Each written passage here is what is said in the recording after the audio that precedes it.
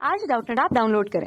Doubtnut पर अपने सभी गणित, रसायन विज्ञान, भौतिक विज्ञान और जीव विज्ञान के डाउट्स का करो सफाया। बस प्रश्न की फोटो खींचो, एक ही प्रश्न को क्रॉप करो और तुरंत वीडियो सोल्यूशन पाओ। अभी डाउनलोड करें। जैसा कि प्रश्न में दिया गया है, प्रश्न में हमें अभिकथन और तर्क दिए गए। अभिकथन में कहा है कि फ्लोरीन जल से ऑक्सीकृत होकर ऑक्सीजन बनाती है, जबकि क्लोरीन एवं ब्रोमीन जल से क्रिया करके संगत हाइड्रोहेलिक एवं हाइपोक्लोरस अम्ल बनाते हैं। और तर्क में कहा है कि हैलोजनों की क्रियाशीलता समूह में नीचे की ओर बढ़ती है। प्रश्न में 4 विकल्प दिए गए, इनमें से कोई एक विकल्प सही है। आइए प्रश्न को हल करते हैं। सबसे पहले अभिकथन की पुष्टि करते हैं। अभिकथन में कहा है कि फ्लोरीन जल से ऑक्सीकृत होकर ऑक्सीजन बनाती है।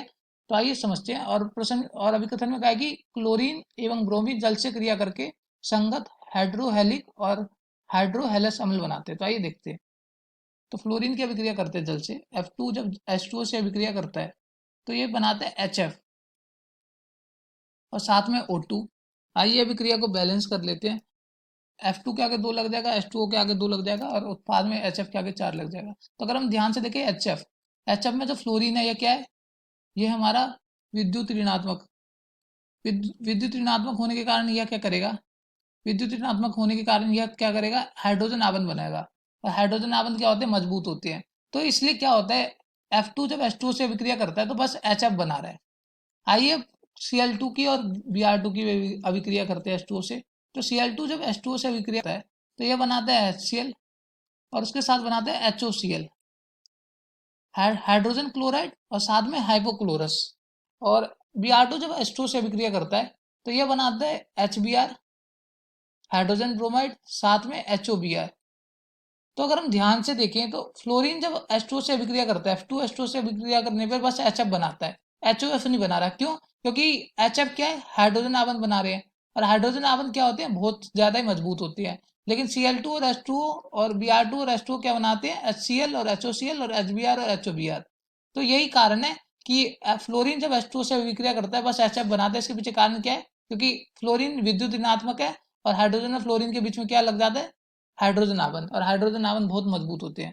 तो जैसा कि प्रश्न में दिया था, आइए अभिकथन की तरफ चलते हैं और अभिकथन की पुष्टि करते हैं। तो अभिकथन में क्या कहा था कि फ्लोरीन जल से ऑक्सीकृत होकर ऑक्सीजन बनाती है। तो आइए यह भी समझते हैं। अगर हम ध्यान से देखें, फ्लोरीन की अभिक्रिया जब H2O से होती है तो H2O में ऑक्सीजन की ऑक्सीकरण संख्या क्या है? आइए देखते हैं। ऑक्सीजन को X मानते हैं, हाइड्रोजन 2 है। तो हाइड्रोजन 2 है, हाइड्रोजन की ऑक्सीकरण संख्या +1 होती है बराबर 0। तो एक्स क्या आ जाएगा हमारा? एक्स आ जाएगा हमारा -2। तो H2O में ऑक्सीजन की ऑक्सीकरण संख्या -2 है और O2 जो उत्पाद में बन रहा है इसकी ऑक्सीकरण संख्या 0 होती है। तो अगर हम ध्यान से देखें, ऑक्सीकरण संख्या -2 से 0 बढ़ रही है ऑक्सीजन की, मतलब यहाँ क्या हो रहा है? यहाँ पे हो रहा है ऑक्सीकरण। आइए लिख लेते हैं ऑक्सीकरण। तो यहाँ पे क्या हो रहा है? ऑक्सीकरण हो रहा है। तो हमारा अभिकथन सही है। अगर हम ध्यान से देखें तो अभिकथन में भी यही कहा था कि फ्लोरीन जल से ऑक्सीकृत होकर ऑक्सीजन बनाती है। तो फ्लोरीन का जो जल से क्या होता है? ऑक्सीकृत हो जाता है और ऑक्सीजन बनता है। और जबकि क्लोरीन एवं ब्रोमीन जल से क्रिया करके संगत हाइड्रोहेलिक और हाइड्रोहेलस अम्ल बनाते हैं। तो हमने देख लिया था।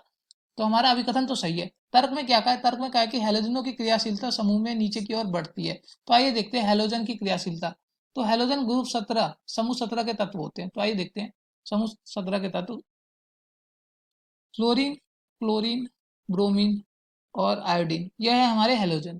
तो अगर हम ध्यान से देखें, ऊपर से नीचे जाते वक्त समूह 17 में ऊपर से नीचे जाते वक्त क्या होता है? आकार बढ़ता है। आइए लिख लेते हैं। ऊपर से नीचे जाते वक्त क्या होता है? आकार बढ़ता है। आकार बढ़ता है तो आकार बढ़ने से क्या होगा? आकार बढ़ने से इलेक्ट्रॉन जो आएंगे वह प्रतिकर्षण महसूस करेंगे। कैसे? आकार बढ़ेगा तो क्या होगा? कोष बढ़ेंगे, इनके कोष बढ़ेंगे। और कोष बढ़ेंगे तो क्या होगा? जो इलेक्ट्रॉन आएंगे तो उनको प्रतिकर्षण महसूस होगा। और प्रतिकर्षण महसूस होगा तो क्या होगा? विद्युत ऋणात्मकता कम होगी। आइए लिख लेते हैं, विद्युत ऋणात्मकता मकता कम होगी, कम होगी। विद्युत ऋणात्मकता क्या होती है?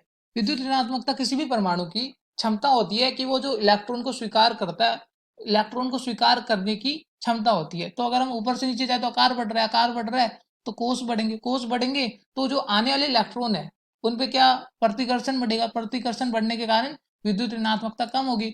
और विद्युत ऋणात्मकता कम होगी तो वो क्रियाशील कम होंगे। तो क्रियाशीलता भी ऊपर से नीचे क्या होगी?